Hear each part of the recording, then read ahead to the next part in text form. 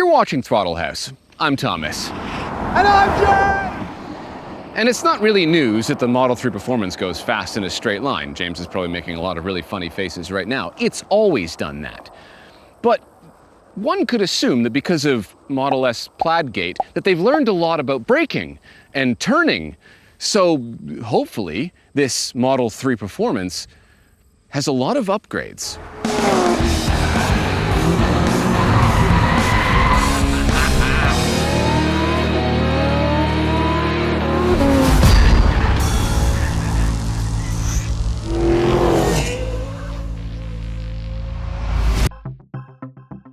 And it does. We've already played with the new long-range Tesla Model 3, and for the most part, it's excellent. But the new Model 3 Performance takes it further, obviously.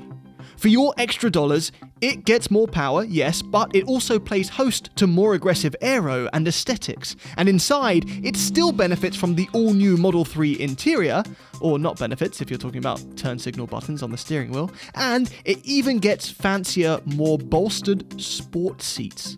Underneath, though, it gets some spicy chassis upgrades too. There's upgrades to the suspension system all around, but specifically, it now gets upgraded dampers, which are now adaptive. It also benefits from what Tesla call track-ready brake pads, and a new Track Mode V3, which does a whole lot of fun stuff that we'll show in a second. But the big question is, since they are continuing to boast that there is a, and I quote, top-to-bottom recalibration of handling balance, stability assist, regen braking, and ABS tuning that will allow you to explore the performance envelope in various track environments, let's see if it can actually hold up when it's pushed to its limits. Remember Tofu and Schnitz? The 80s hatchbacks that we took across the desert. They're up for auction right now on Karston bids with no reserve. Which means they are absolutely going home with someone. Yep. And you should definitely bid on Tofu. No, you should bid on Schnitz. No, I've poured way too much money into Tofu. The links are going to be in the description. Go bid on Tofu. Or Schnitz. But Tofu though.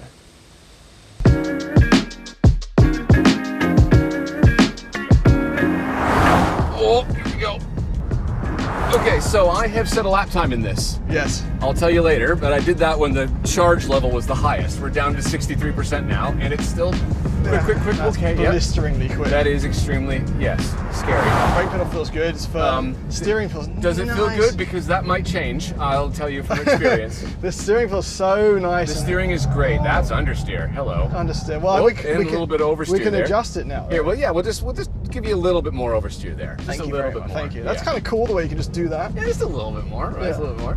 So this car has had a lot of upgrades, a lot of changes, Yes. right? A lot of retuning and recalibrating. And guess what, James? What?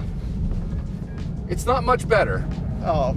Well, this is, to me, the Model 3 Performance has always been a very good road car that's very fast. It is a very good road car. Like we said when we did the long range one in California, yes, that it's come a long way and it's a fantastic option. Yes. And even now, for the performance you're getting in this, the price isn't crazy. It's still potentially a brilliant option, but now we have Track Mode V3. We have Track Mode V3. Yeah, I got all your information, component yes. temps and stuff. Yep. Oh. You know what? That mass, 4,054 pounds, it's handling that pretty well right now. Well, I mean, it is, but it's also bottoming itself out on that outside front fender guard. Yes, that's that okay. Tesla has installed. Yeah. The suspension isn't stiff enough still to deal with the mass. We're still getting too much lean and pogo, and as a result, you're rolling over those tires. I can tell you that from experience. So there are three modes. There's yes. normal, sport, and track when it comes to the suspension. You showed that fly. That was a mosquito. You're welcome. Thank you. Yeah. That's the sort of responsiveness I need from the suspension. Yes. And right now, it feels... Whoop. Oh, I felt a bit of oversteer. Yeah. No, the handling is very neutral. It's kind of fun. That's kind of fun, isn't it? Yeah. Fun. Just careful because there's a lot of mass, and we'll eventually just do a four-wheel slide off the track. I see. Right? Well, yeah. you know, a lot of people get upset with the mass of this, you know, because this is just over 4,000 pounds. Oh, it's that scrape on that fender guard. Yeah, it's not good, it's not good. But, you know, how much does an M3 Competition X drive weigh? It's only 100 pounds apart. Yeah, but BMW did the suspension on an M3 Competition X drive. Tesla did the suspension on this. But have you seen how quickly iTunes loads on this? when it comes to software, when they've all grouped, part of that V3 is they've all grouped it under one unified system. Yes. I think Tesla still have a leg up. You know, even when, that was a bottom out right there. That's okay. That's all right. Oh, and it's great. It's great. Yeah, no, it's great. Yeah, those mud guards have to go. And the owner and they will go if we keep doing that. They're just going to slowly saw themselves away. That's okay. Kevin, the owner, has said that he's going to saw them off. Okay, good. So we can do whatever we want to them. You know what? It feels quick. The steering feels fantastic. Steering is brilliant, isn't it? Yeah. It's really, really good. We've got these slightly extra enhanced bolstered seats. Yes. Which are fine up until about 8/10, and then they don't really hold you in. They feel cushy. That's when bolsters are supposed to come into play. Yeah, so... so they don't work. No, the seats are... Oh. It's like understeer? No, it's got a bit more oversteer. Okay, hold on. Careful. I like that. I like the I don't think ability I've ever been thrown around that much in a car in my life. You're welcome. Memorable. Good God. Honestly, right now at 8/10. Okay, ignore the scrape. Ignore the scrape. Yeah. Right now at 8/10. Whoop. Yeah. That feels manageable. It feels fun. It feels 100%. easy. I'm really impressed by the handling balance, and I'm impressed by how organic they've made the transition from understeer to neutral to oversteer. That feels really good. And for the road, I know you said it's still a bit too soft, and there is quite a bit of lean compared to like an actual M BMW car. Yeah.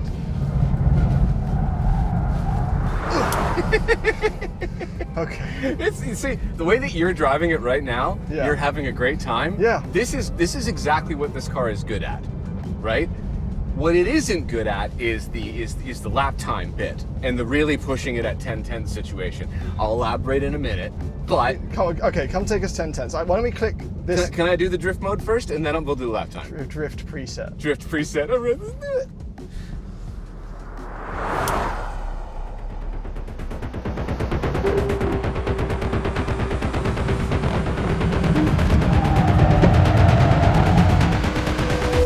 Listen, I'm impressed. That's what I was hoping that it would do. You see, now I know the limits. Well, this one will be a drift. That's how it works. I'll get the hang of it eventually. It's okay. Whoa, jeez. I think it's fun that it can do that. No. It's not that it's not fun. It's just unpredictable. I find often at this price range, if it's not a rear-wheel drive car, it ends up being a gimmicky style of drift. The Golf R, the RS3, they all have this sort of like artificial engineered drifting. So the fact that this sort of has a similar vibe. Yeah, no, it's definitely a little bit more wild than I thought it was going to be. It's just that it's sometimes deciding when it wants to put a little bit of power to the front, and it doesn't seem to do it predictably. That's my only issue. It's definitely able to slide, so I'll give it that. In the not drift preset mode, it felt pretty predictable, honestly. Yeah, when you have it sliding more towards neutral handling balance, it's actually pretty good. But the full all the way to oversteer mode, they're not lying. They're not lying.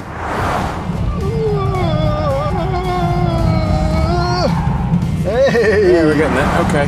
That felt pretty good to me. No, listen, it's good. I think it's an 8/10 car. There it is. Well, I haven't tried the 10/10 because I haven't got my helmet on. But at 8/10, this has been a riot in a way that I don't remember the previous one being. Previous one we drove didn't have track mode. Right, or adaptive suspension stuff. Right. So, yeah, you just said it. This is an 8/10s car, and I'm about to show you why it isn't a 10/10s car.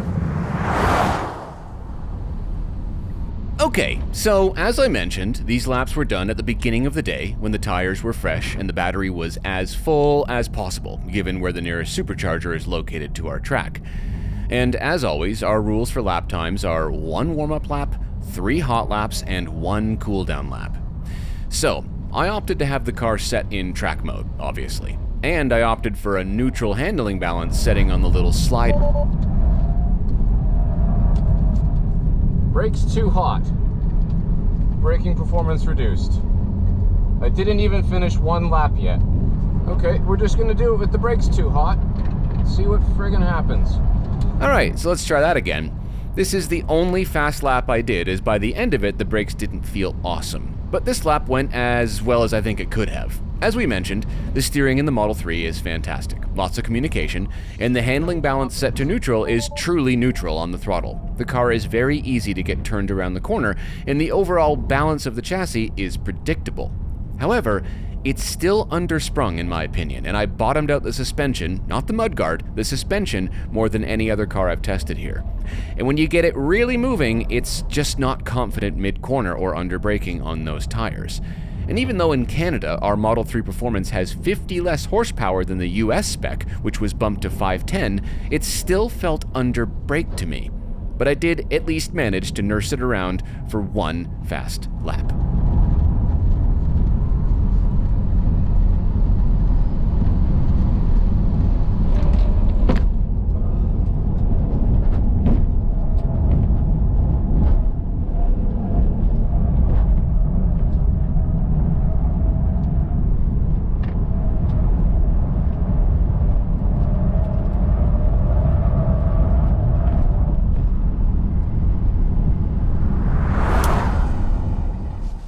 Okay.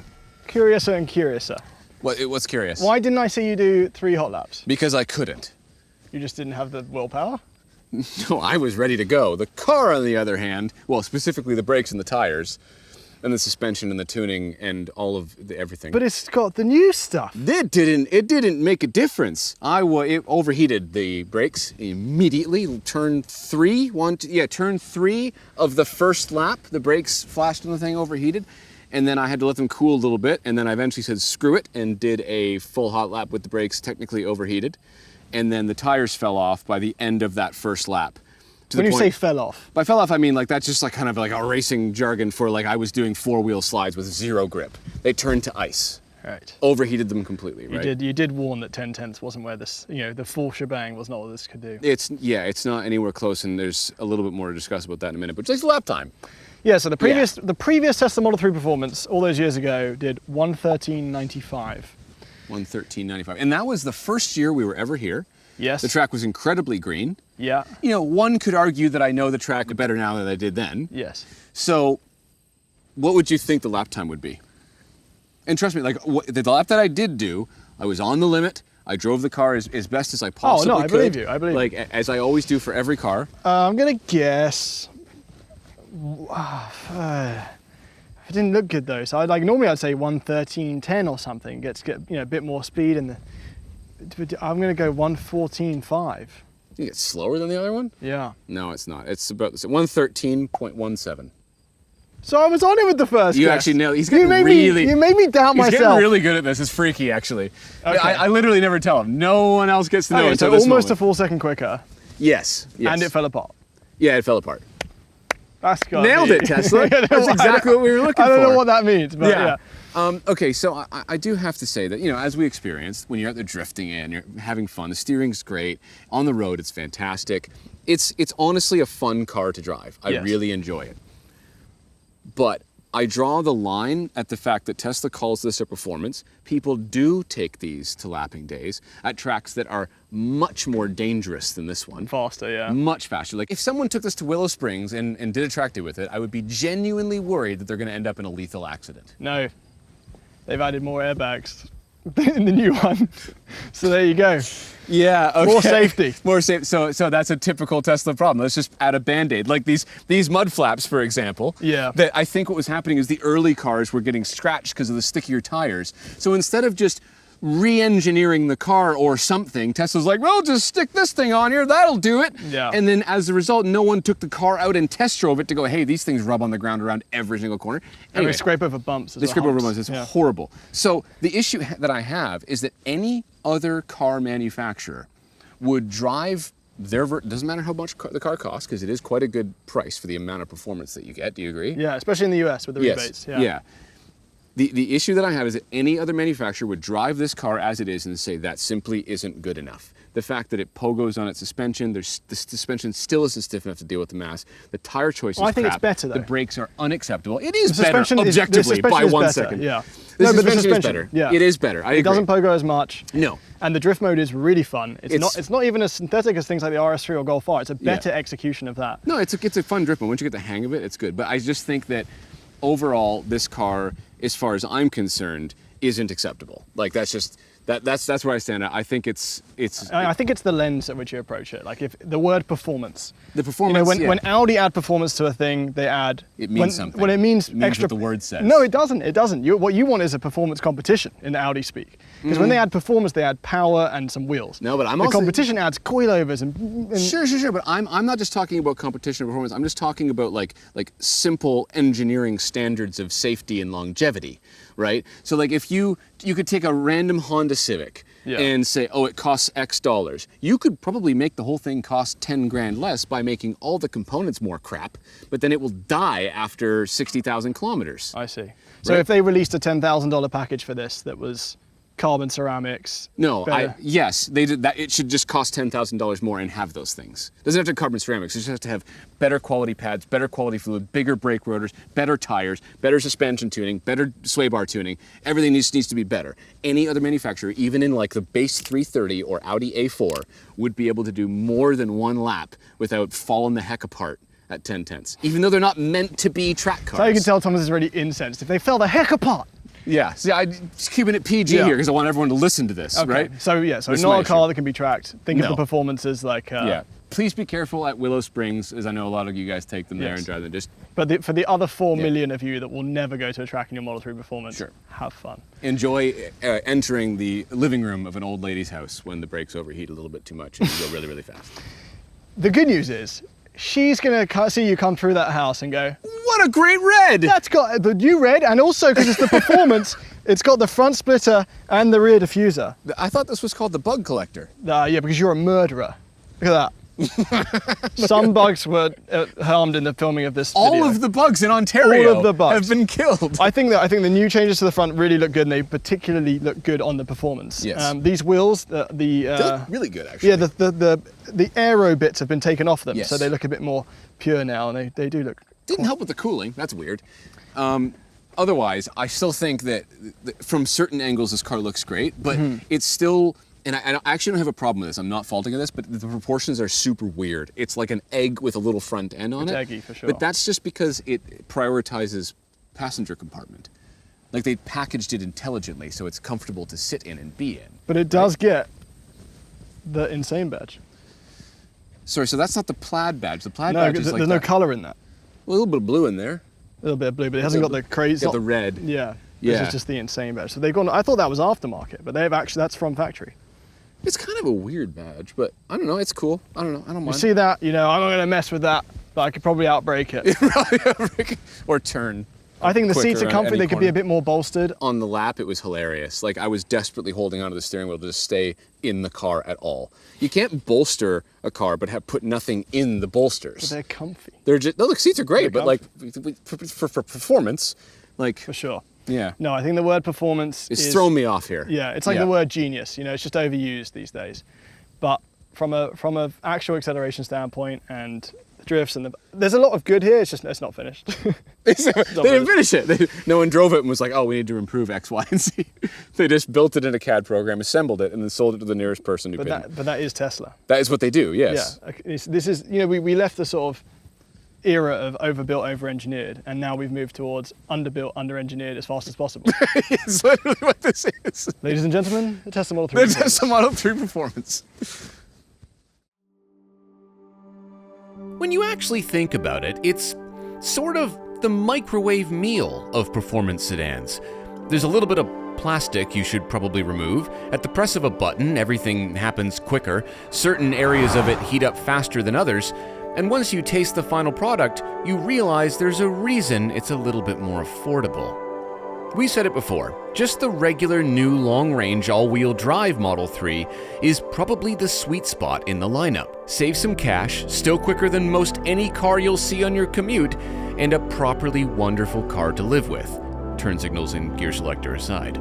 But even without turning the indicator noises into fart sounds or customizing the lock sound, Can I get a oh yeah? the Model 3 Performance is capable of genuine fun on and off of a road course. It does take a somewhat relaxed approach to the words performance and track ready, but for those that do want to play with your rear end somewhere safe, and then win every traffic light race on the way home, while sitting in the trim with cushier seats and sharper exterior looks, all for less than BMW's cheapest M model, well, then the Model 3 Performance Model 3 Performances harder than it has ever Model 3 performanced. Thanks for watching, and thank you to Michelin for replacing tyres for this day.